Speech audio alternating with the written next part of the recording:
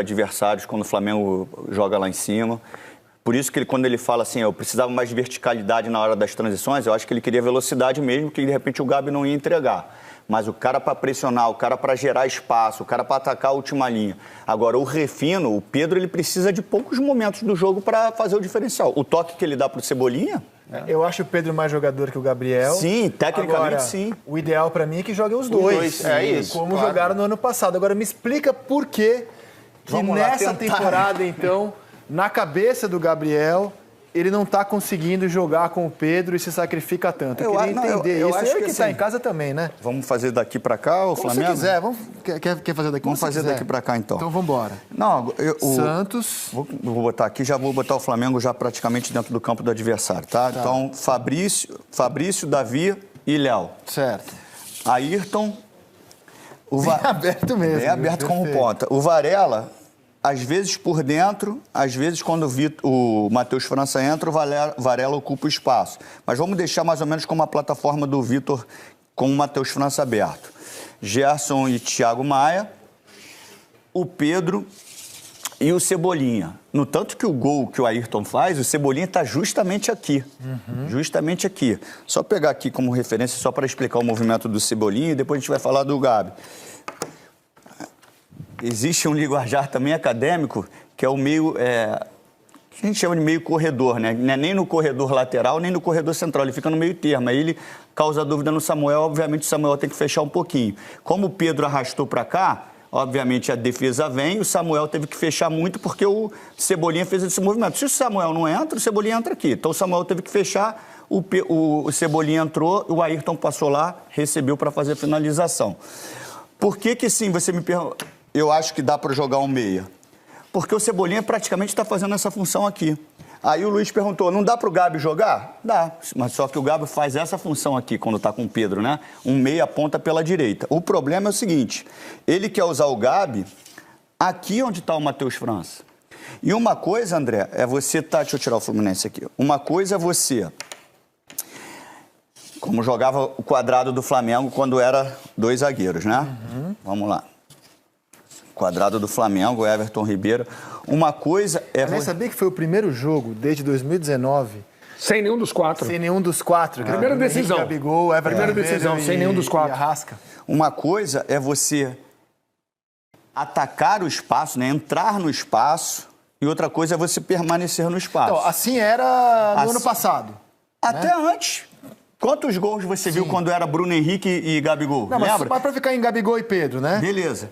Arrasca, Everton, Pedro, Gabigol. Mas só para ilustrar que o Gabigol, mesmo ele sendo 9, ele gosta de sair. Claro. Porque jogava ele como 9 e o Bruno Henrique aqui. O Bruno Henrique descia para acompanhar lá, com o Jorge Jesus. O Gabi fazia o quê? Ele vinha para cá, descolava da última linha, Bruno Henrique entrava no segundo pau e ele fazia esse movimento, certo? Certo. Então, quando tá Pedro e Gabigol num 4-4-2, o Gabigol tem o espaço para ele movimentar, né? Ele não está no espaço.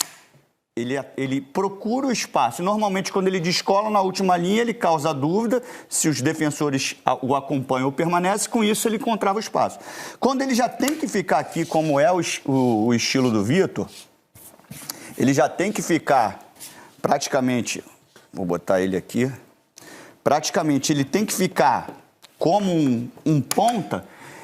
Ele já não tem um repertório do drible, ele não é um jogador de drible para fazer o mano a mano, ele não é um jogador do refino técnico para gerar uma jogada individual em cima do seu adversário e, teoricamente, ele tem uma função, se o Flamengo descer, que eu acho que não precisa, porque ele pode descer o Ayrton com um homem mais à frente, mas se o Flamengo descer com uma linha de 5, teoricamente ele vai ter que ser o cara desse corredor aqui, ó, porque o Flamengo vai marcar num 5-4-1 e ele vai fazer esse corredor. Então ele vai ter um desgaste muito maior e muito mais distante do gol. Então, por isso, ele quer disputar a posição com o Pedro. E no 4-4-2, André, quando jogava assim, na temporada passada, eu estava conversando com o Pedro Moreno, ele teve muitas oportunidades de gol, fazendo dupla de ataque. Agora, se você trouxer ele para a beirada, para fazer uma função de corredor, e praticamente o lateral hoje ele corre isso aqui, né? Daqui, aqui. O extremo, ele corre aqui e aqui. Para o Gabi fazer esse movimento é muito desgastante fisicamente e ele fica mais distante do gol. Por isso ele opta por disputar a posição de 9 com o Pedro. E agora aí a briga é dura. É duríssimo. Agora estamos de acordo que o Vitor Pereira então está priorizando o esquema tático.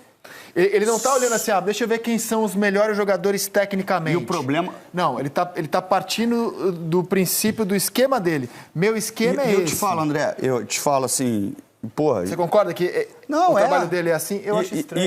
E três zagueiros não quer dizer nada de defensivo, claro, pelo contrário. Claro. É uma saída de 3. Eu acho que em alguns momentos ele pode abrir mão de um cara, acrescentar um cara no meio e um meio-campista fazer a função para uma saída de 3. Não necessariamente ele usar o Thiago Maia não pode fazer esse papel? O Alan faz isso muito no Atlético Mineiro. O André, eventualmente. O André faz isso. Então, assim, dependendo do adversário, ele não necessariamente pode usar um zagueiro. Ele vai fazer a saída de 3, mas vai ter mais gente no meio. Então, ele traz o Thiago Maia para fazer, preenche com o cara... Ele pode ter assim, ó.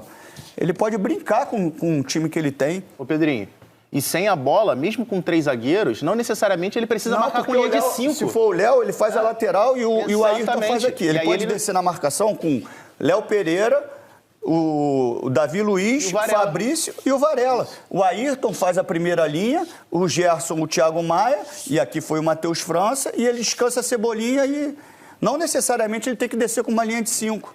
Quando ele tem o Léo Pereira, entendeu? Ele, de repente, pode, ao invés de descer o cara da ponta, ele pode segurar o Gabriel e o Pedro lá na frente e baixar com linha de 4 no meio campo. Se tratando de campeonato brasileiro, André, se você olhar, poucos adversários vão exigir que o Flamengo sofra no jogo, né? Teoricamente. Então, não necessariamente ele pode fazer, ele tem que usar 3 zagueiros. Não digo porque é função, uma saída de 3 com zagueiro. Ele pode usar muito bem um meia.